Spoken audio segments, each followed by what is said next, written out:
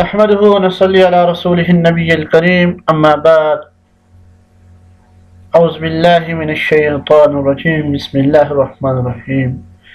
إنا نحن نزلنا الذكر وإنا له لحافظون سبحانه ما أعظم شأنه لا يحد ولا يتصور والصلاة والسلام على رسوله والصلاة والسلام على من بعث بدليل الذي فيه قول كل حليل اما بعد. میرے دوستو، میرے بھائیو، آج میں آپ کو قرآن مجید کے حوالے سے انفارم کروں گا کہ قرآن مجید اللہ رب العزت نے کیوں اتارا، کہاں سے ہمارے پاس قرآن آیا، اس کا مین مقصد کیا تھا۔ معزز سامعین، سب سے پہلے یہ بات یاد رکھیں کہ انسان کی جو پیدائش ہے وہ دو چیزوں سے ہوئی ہے۔ ایک، اس کے اندر اللہ نے مٹی رکھ دی، خلقہ من تراب، کہ اللہ نے انسان کو مٹی سے پیدا کیا، ثم من نطفہ، پھر تمام انسان اللہ نے نطفے سے پیدا کیے، اور پھر اللہ نے اس کے اندر روح رکھ دی۔ آپ صلی اللہ علیہ وسلم سے سوال کیا گیا، یسألونک عن الروح، روح کیا چیز ہے؟ تو اللہ کے نبی نے فرمایا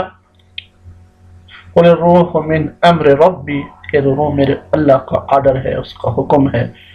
وما اوتیتم من العلم الا قلیلا، اللہ کے نبی کو روح کے بارے میں بہت تھوڑا علم دیا گیا، زیادہ نہیں بتایا گیا۔ تو میں آپ کو جو چیز بتا رہا ہوں، دیکھیں اللہ رب العزت نے ہماری جو باڈی، ہماری جو جسم ہے، یہ بنایا ہے مٹی سے، اور مٹی جسم کے اندر جو ہماری حرکات ہیں، جس وقت تک یہ جسم حرکت کرتا رہتا ہے، اس کے ساتھ روح کا تعلق ہے، تو روح کے تعلق کے ساتھ یہ حرکت بھی کرتا ہے، اور روح سے نکل جائے تو اس کی حرکات جو ہے، اس کی موومنٹ جو ہے وہ کلوز ہو جاتی ہے، بند ہو جاتی ہے۔ آپ دیکھیں اللہ رب العزت نے اس جسم کی غذا، جسم کو بنایا مٹی سے، اس کی غذا بھی اللہ نے مٹی کے اندر رکھ دی، اور اللہ رب العزت نے روح کو بنایا آسمانوں سے اپنے آرڈر سے، اور اس کی غذا بھی اپنے آرڈر کے اندر رکھ دی۔ ابھی دیکھیں ہمارا جسم اللہ رب العزت نے، اللہ فرماتے ہیں خلقہ من تراب، اس کو مٹی سے بنایا، ثم من نطفہ، پھر نطفے سے بنایا۔ ابھی نطفہ کدھر سے آتا ہے؟ ہمارے ماں باپ دنیا کی غذائیں کھاتے ہیں، جب وہ یہ غذائیں کھا لیتے ہیں تو ان کی غذاؤں کی وجہ سے وہ نطفہ پیدا ہوتا ہے۔ گویا یہ نطفہ زمین کے اندر مختلف غذاؤں کی صورت میں اللہ نے بکھیرا ہوا ہے، جہاں جہاں سے یہ غذا اٹھتی ہے زمین سے نکل کے ہمارے ماں باپ کے جو ہے، باپ کی پیٹھ کے اندر ماں کے رحم تک پہنچتی ہے، اس نطفے سے پھر انسان کی پیدائش ہوتی ہے۔ پھر جب اس کی پیدائش ہوتی ہے، پھر اللہ اس میں اپنی روح کو ڈال دیتے ہیں، اور جب انسان کے اندر روح جو ہے چلی جاتی ہے، ثم السبیل یسرا، پھر اللہ انسان کا دنیا کے اندر آنا آسان کر دیتے ہیں۔ تو دنیا کے اندر رہتے ہوئے جو انسان کا ظاہری جسم ہے، اس کے لیے غذا دنیا والی بہت ضروری ہے۔ اگر اس کو دنیا کی غذا نہ دی جائے تو یہ انسان کا جسم ناکارہ ہو جاتا ہے، انسان کا یہ جسم کام کرنا چھوڑ دیتا ہے۔ اگر آپ اس کو بالکل اس کی غذا نہیں دیں گے تو یہ بالکل ناکارہ ہو جائے گا۔ تو اس کے لیے آج دیکھیں پوری دنیا کا جو ہے مادہ پرستی کا دور ہے، ٹھیک ہے، میٹر جو ہے سسٹم اس کے پیچھے لگا ہوا ہے کہ ہم اپنے جسم کی پرواہ کریں، تو جسم کے لیے وہ دن رات ایک کیے ہوئے ہیں، اس کی غذا کے لیے جو ہے زمین سے مختلف قسم کی غذائیں مختلف قسم کی ٹیکنالوجی کے ساتھ نکالنے کی کوشش کر رہے ہیں، تاکہ ہمارے جسم جو ہے اس کو زیادہ بینیفٹ ملے۔ تو یہ جسم کی غذا ہے، جسم کی غذا اللہ نے زمین سے رکھی، اور زمین کو آرڈر دے دیا، ٹھیک ہے، کہ انسانوں کے لیے غذا کو اگاؤ، ٹھیک ہے، اور زمین ہمارے لیے الحمدللہ اس کی نعمتوں کے ساتھ ہمارے لیے اپنی غذائیں نکالتی ہے۔ ایک ہی طرح کی زمین ہے، اسی زمین سے دیکھیں اللہ رب العزت سیب بھی نکال رہے ہیں، اس کا رنگ بھی جو ہے جدا ہے، اس کا جو ہے ذائقہ بھی جدا ہے۔ اسی زمین سے اللہ رب العزت سیب کے علاوہ انار بھی نکال رہے ہیں، اس کا رنگ کیسا ہے، اس کا ذائقہ کیسا ہے۔ اللہ سبزیاں نکال رہے ہیں، ان کا رنگ دیکھیں کیسا ہے، ان کا ذائقہ کیسا ہے۔ اللہ گندم کو نکال رہے ہیں، اس کا ذائقہ کیسا ہے، اس کا رنگ کیسا ہے۔ اسی طرح اللہ رب العزت مختلف غذاؤں کو زمین سے نکالتے ہیں۔ ٹھیک ہے، اور وہ غذائیں ہماری جسم کا غذا جو ہے ہمارے جسم کے لیے بینیفٹ کا اثر رکھتی ہیں، ہمارے جسم کو فائدہ دیتی ہیں، اور ہمارا جسم پروان چڑھنا شروع ہوتا ہے، چھوٹے بچے سے لے کر جو ہے 100 سال تک، 200 سال تک جتنی بھی انسان کی عمر ہوتی ہے وہ ان غذاؤں کے تھرو جو ہے وہ بڑھانا شروع ہو جاتا ہے۔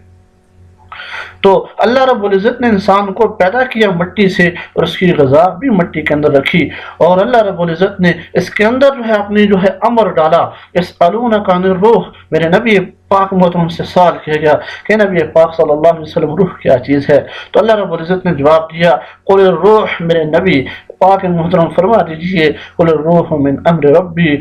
روح میرے رب کا آرڈر ہے، میرے رب کا حکم ہے، وما اوتیتم من العلم الا قلیلا، روح کے بارے میں آپ کو زیادہ علم نہیں دیا گیا۔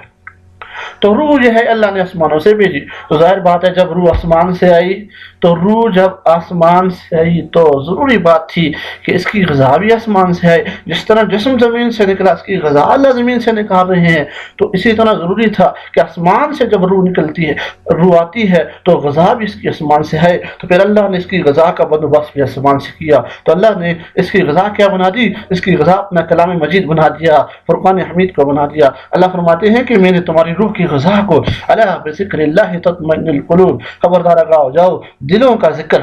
ٹھیک ہے،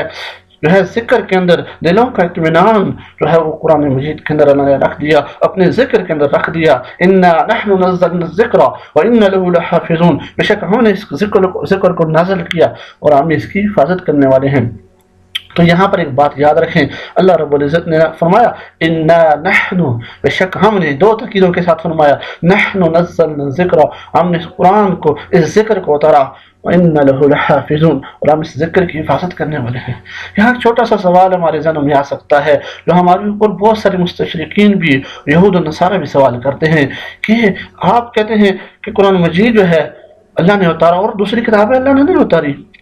ٹھیک ہے، حتیٰ کہ آپ کا قرآن مجید کہتا ہے انا نحن نزلنا الذکر، ہم نے ذکر کو اتارا، وَإِنَّ لَهُ لَحَافِظُونَ، اور ہم اس کی حفاظت کرنے والے ہیں۔ تو ذکر سے مراد تورات بھی ہے، ذکر سے مراد زبور بھی ہے، ذکر سے مراد انجیل بھی ہے، ذکر سے مراد قرآن مجید بھی ہے، تو آپ اس کو ایک خاص قرآن کے ساتھ کیوں کرتے ہیں؟ تو میرے دوستو یہ ہمارے اوپر اعتراض تھا، اس کا آسان سا جواب، میرا بات جو ہے غور سے سنیں، اس کو اپنے مائنڈ کے اندر جو ہے آپ ہمیشہ کے لیے رکھیں، تاکہ آپ سے جب کوئی کوشچن کرے اس طرح کا تو آپ اس کو آسانی کے ساتھ جواب دے سکیں۔ تو اللہ رب العزت نے نزلنا کا جو ہے وہ ورڈ صرف اور صرف قرآن مجید کے لیے یوز کیا ہے۔ پورے قرآن کے اندر دیکھیں اللہ فرماتے ہیں کہ ہم نے تورات کو اتارا، انجیل کو اتارا، وہاں اللہ نے نزلنا کو ذکر نہیں کیا، لفظ انزلنا کو ذکر کیا۔ اور میرے بھائیو لفظ انزلنا جس کے اندر زے میں شدت نہیں ہے، جس کو زے یہ کہیں آپ یا زا کہیں، وہ مشدد نہیں، ٹھیک ہے، وہ ڈبل زا نہیں ہے بلکہ وہ سنگل زا ہے۔ اس کا مطلب ہے انا نحن نزلنا التوراۃ والانجیل، کہ ہم نے تورات اور انجیل کو اتارا، جس کے اندر زاد سنگل ہے، ڈبل زا نہیں ہے، تو اس کا مطلب ہوا کہ ہم نے دفعۃ واحدہ، ایک ہی دفعہ جو ہے تورات کو بھی اتارا، ہم نے ایک ہی دفعہ انجیل کو بھی اتارا، ہم نے ایک ہی دفعہ جو ہے زبور کو بھی اتارا۔ تو اللہ رب العزت نے تورات، زبور، انجیل کو دفعۃ واحدہ، یک بارگی، حضرت موسیٰ علیہ السلام پر، حضرت عزیر علیہ السلام پر، حضرت جو ہے عزیر علیہ السلام نے حضرت داؤد علیہ السلام پر اور حضرت عیسیٰ علیہ السلام پر، یہ تین کتابیں اللہ نے یک بارگی ان انبیاء علیہ السلام پر اتار دی۔